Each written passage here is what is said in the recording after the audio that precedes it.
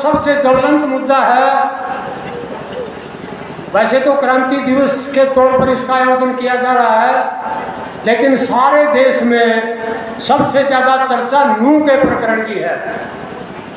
जो नूह में घटना हुई और जो दंगे हुए वो हर आदमी की जुबान पर है। आज के इस प्रोग्राम से मेरा सुझाव है कि हमें कोई ठोस फैसला लेके इस सम्मेलन से उठना चाहिए, क्योंकि हरियाणा के चारों तरफ से लोग आए हैं, किसानों के प्रतिनिधि आए हैं, खापों के प्रतिनिधि आए हैं।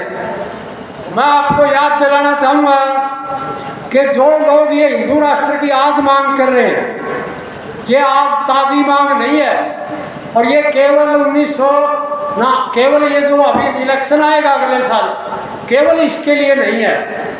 ये 1925 से ये मांग इनकी चल रही है। 1925 से जो ये आरएसएस संगठन है, इन्होंने नाम जो भी बदले हों, पहले हिंदू महासभा थी, फिर जनसंघ था, फिर बाद में राजनीतिक शाखा भारतीय जनता पार्टी इन्होंने बनाई, और आरएसएस के साथ साथ इनका जो चल रहा है, और अब तो और भी कई नामों से सामने विश्व हिंदू परिषद, बजरंग दल, इस तरह के नामों से ये एक बात उठा रहे हैं पूरे देश में कि हिंदू राष्ट्र बनाया जाए। ये मांग आज़ादी से पहले भी उठी थी और बड़े पुरजोर तरीके से इन्होंने उठाई थी, लेकिन पूरे भारत में चारों तरफ से इस मांग का विरोध हुआ था।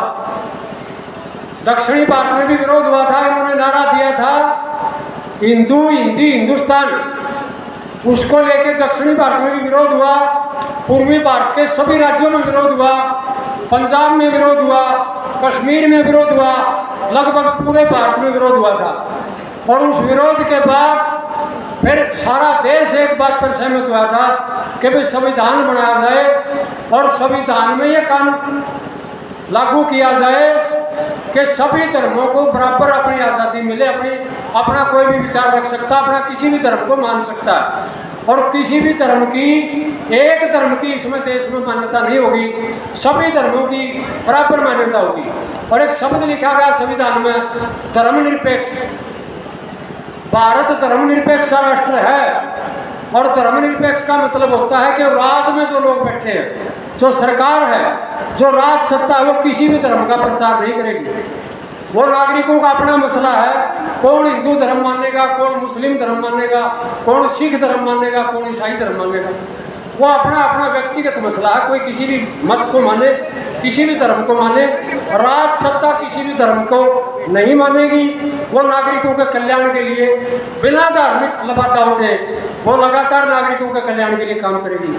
लेकिन आज चलते चलते ये हालात बना दिए गए हैं 10 साल की इस 9 साल की भारतीय जनता पार्टी की सरकार ने, कि खुल्लम खुल्ला इनके नेता कहते हैं कि हम देश को हिंदू राष्ट्र बनाएंगे। हिंदू राष्ट्र संविधान विरोधी बात है। ये भारत का संविधान जो पूरे भारत के सभी राज्यों के लोगों ने मिलकर बनाया था कि इसके आधार पर देश चलेगा। यदि इसी चाल पर ये पार्टी चलती रही तो देश के दोबारा टुकड़े होंगे। जो 1947 में देश के 2 टुकड़े हुए थे, उसका नुकसान आज तक भी हम भुगत रहे हैं। हमारे भाई बड़ी संख्या में पाकिस्तान के रूप में बराबर बैठे हैं, और इधर से भारत के रूप में हम यहाँ बैठे हैं। 3 लड़ाइयाँ हो चुकी हैं हमारे बीच में। 1948 में युद्ध हुआ, देश अलग अलग होते ही। 1965 में युद्ध हुआ, 1971 में युद्ध हुआ, और बहुत बड़ा पैसा और संसाधन दोनों देशों का आज भी इसी मुद्दे पर लग रहा है। इतना बड़ा नुकसान सन 47 से लेकर इस मुद्दे पर हो चुका है, और अब फिर ये लोग, ये सरकार दोबारा से उसी लेवल पर देश को ले जाना चाहती है, उसी तरह का खुला प्रचार। और जो ये मनुस्मृति को लागू करना चाह रहे हैं, उसमें जिस तरह से समाज के ऊंचे नीचे वर्ण बनाए हुए हैं, उसके आधार पर देश नहीं चल सकता।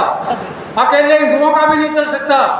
और ये बाकी जितने धर्म हैं, जो करोड़ों में संख्या है, 20 करोड़ के करीब मुस्लिम आबादी है, 9 करोड़ के करीब आदिवासी हैं, पूर्वी भारत के जितने राज्य हैं वो सारे के सारे आदिवासी और ईसाई धर्म को मानते हैं। दक्षिणी भारत में भी इस चीज़ का विरोध है।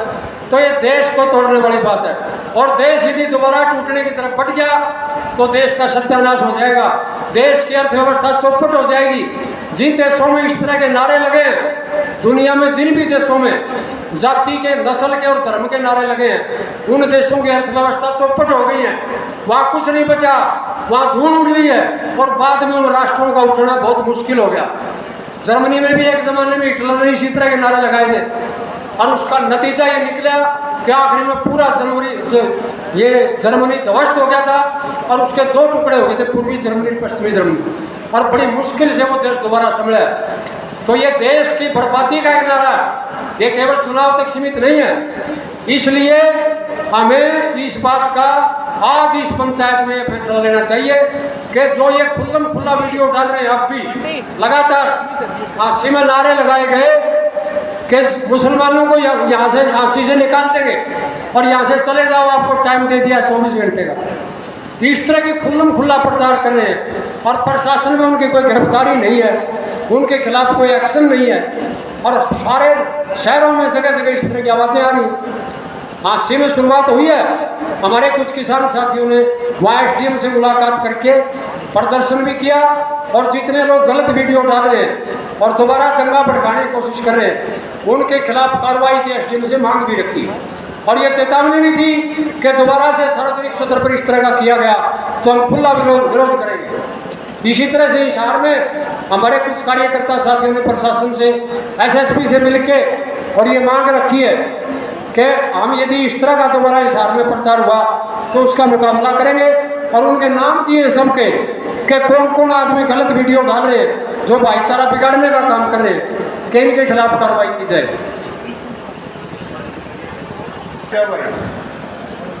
हिंदू मुस्लिम सिख ईसाई, हिंदू मुस्लिम सिख ईसाई,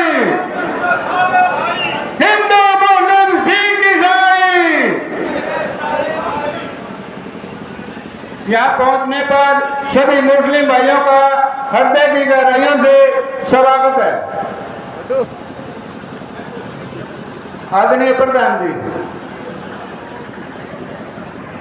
तो मैं आखिरी में आपसे गुजारिश करना चाहता हूँ कि जिस तरह की शुरुआत हांसी और हिसार में हुई है इसी तरह से मेरा तमाम खाप प्रधानों से ये अनुरोध है और तमाम किसान संगठनों से भी अनुरोध है कि पूरे हरियाणा राज्य में जहाँ खापें हैं वहाँ खापों का, जहाँ खाप का क्षेत्र नहीं है वहाँ जिला स्तर पर या तहसील स्तर पर इस तरह की कमेटियाँ बनाई जाए।